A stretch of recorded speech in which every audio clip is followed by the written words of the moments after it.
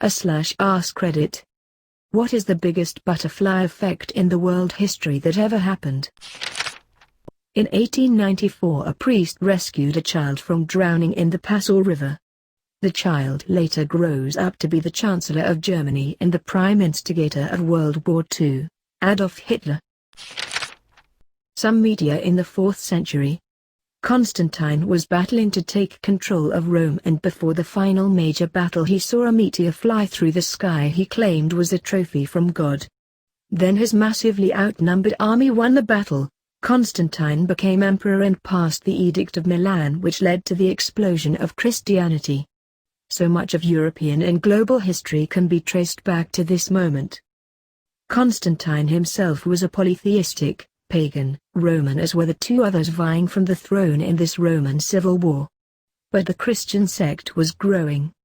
Constantine played politics and attempted to stand off from the other two. And as is custom for pagans, "My God is better than your God" was the usual trash talk of the day. Save that Constantine was able to tap into this amazing religious ferocity of "My one God is better than your entire pantheon." This, coupled with that Dankamate plus some great military actions, helped move him to the popular, victorious lead. Constantine converted to Christianity on his deathbed, more than a decade after claiming God as his one true God. I think you might be underselling it a bit. Constantine had strong familial ties to Christianity, most notably the fact that his mother was a famously devout Christian. Throughout most of his reign he was a staunch supporter of monotheism. In the early years this was a vague thing, appealing to the various different monotheistic religions that were in vogue, of which Christianity was just one, but as time passed this turned more overtly in favor of Christianity. His late conversion was, I suspect, a cynicism born from genuine belief. Baptism was said to wash away sins, of which Constantine had no luck. By waiting until near death to formally convert, he could ensure that his hands were clean when he passed. Mongol expansion leading to centuries of bubonic plague. For the historically unaware, how are these two things correlated? The Mongols threw infected bodies into European fortresses, spreading the plague. Supposedly, the survivors of the Italian village the Mongols were catapulting infected corpses into, managed to sail away. They loaded up on boats, unaware of their infection, and sailed off in many directions. When all aboard died, ships full of dead bodies washed up on beaches throughout Europe. Those ships were raided by thieves and looters, who unknowingly carried off the plague with their stolen treasure. Those thieves would sell their stolen stuff on the Silk Road. And so on. The throwing infected bodies into European fortresses was a one-off incident and probably didn't contribute much to the spread of the plague. The real thing that spread the plague was the Mongols stamping down on every single bandit and petty warlord from China to Europe. This reopened the Silk Road to free trade. People, products, ideas, and, as we're discussing, diseases flowed back and forth between China and Europe along the trade routes. When the Mongol Empire began expanding across Eurasia, their conquests stimulated trade along the Silk Route and created a demand for overseas trade in Europe. The result of this globalization brought disparate peoples into contact and allowed pathogens to be carried back and spread. Note COVID-19. Mongols carried fleas from a breed of rodent on the steppes which had a strain of bubonic plague. The fleas were spread to the merchants they came in contact with and brought overseas on merchant ships. The conditions in Europe were just right to kick off a devastating pandemic. When the Ottomans took the Middle East in the 15th century, it ultimately resulted in the Portuguese controlling trade entirely around the continent of Africa, which lead to Columbus expeditions, which lead to North America as we know it. If it weren't for the Ottomans deciding Europe didn't need spices, Europeans might have never looked for faster routes in India, and thus no colonization of the Americas. Gavrilo Princip just so happened to be in the right place, right time to assassinate Franz Ferdinand. Leads to World War I, crippling Germany in the Treaty of Versailles. Leads to the rise of Hitler, Then World War II, the borders of nations, allowing the USSR to move into Europe, etc. One guy just happens to be the when the driver made a wrong turn. Probably not the biggest butterfly effect, but still impressive. Experiments on Ted Kaczynski. Could you elaborate on this? He was part of an experiment where they would get the best students from Harvard and have them write an essay about their outlook on life. Then, they would have a CIA agent come in and tear their entire essays apart bit by bit, until they thought their outlook on life was pointless and moronic. Ted was one of these people, and the ridicule he received from the CIA agent affected him so poorly that he isolated himself in the woods and kept writing that essay until it was complete. The title of that essay: The Unabomber Manifesto, Industrial Society and Its Future. TL, Dr. CIA made him write out his outlook on life, tore apart that outlook, and mentally broke him, which created the Unabomber. Brazil right now. Back in 2013 people started protesting against the rising of the bus fare. Those protests led to the rise of extremist politicians.